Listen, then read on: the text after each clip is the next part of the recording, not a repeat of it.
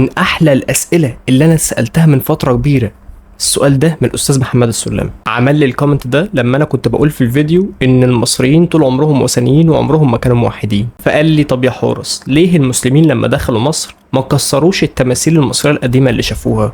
وكمان في آية من القرآن بتقول يعملون له ما يشاء من محاريب وتماثيل.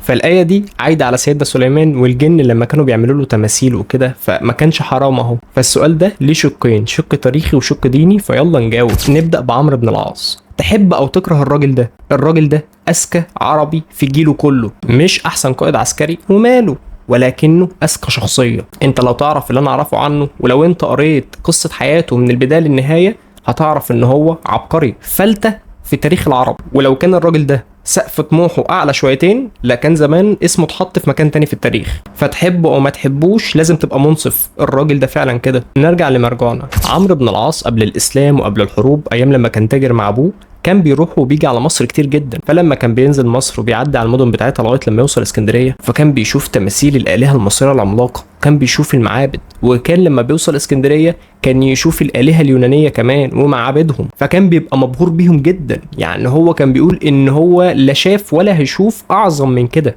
مش هيشوف اكبر من دي بلد. وبعيدا عن التماثيل والمعابد، لما كان بيشوف المصريين لبسهم اكلهم شربهم حتى اشكالهم، هو كان منبهر بكل الكلام ده. وكان بيعرف يتكلم قبطي كويس جدا جدا بالمناسبه. ففيما بعد لما عمرو بن العاص دخل مصر وطرد روما منها، دخل على الشعب المصري شعب مسيحي بالكامل.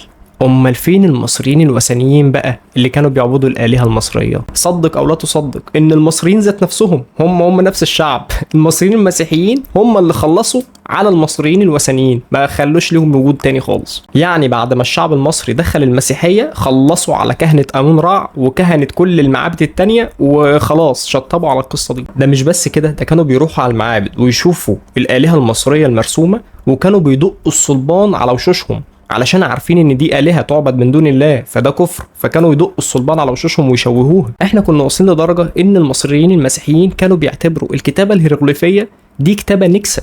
يعني ليه نكسة؟ لان دي كتابة تستخدم في كتابة التراتيل والكتب الدينية للوثنيين، كتابة مرتبطة بالاوثان والاصنام اللي تعبد من دون الله، هندخلها الكنيسة ازاي؟ فتماثيل الآلهة المصرية القديمة ما كانش ليها اي قيمة ساعة دخول عمرو بن العاص مصر. يعني المصريين ذات نفسهم ما كانوش مدينها اي اعتبار ولا قيمه، محدش كان بيقرب لها لا من قريب ولا من بعيد.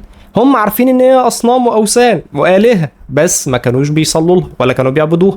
عمرو بن العاص عارف ان دي الهه واصنام، بس عارف ان محدش بيصلي لها ولا بيعمل لها حاجه، فما كانش بيقرب لها. فهنا نيجي لاهم نقطه في الفيديو. هل شرعا في الاسلام واجب على ولي الامر لازم ان هو يكسر اي تمثال او اي صنم يقابله؟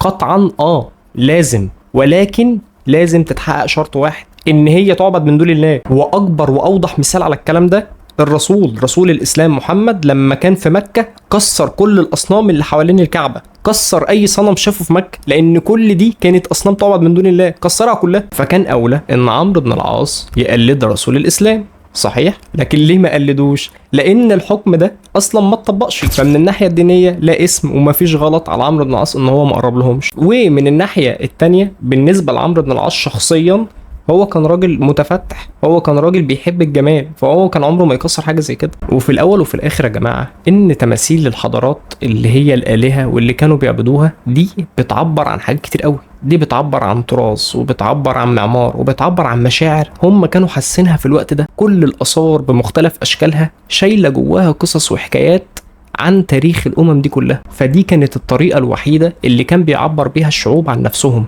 وكل ما الآلهة دي كانت أكبر، كانت شكلها أحسن، قصتها واللور بتاعها كان أعمق، كل ما كانت الشعوب دي مرفهة أكتر وكانت مبدعة أكتر وأكتر. بس كده، وكان معكم حراس كابتن مسلم، ويلا اقعدوا بالعافية.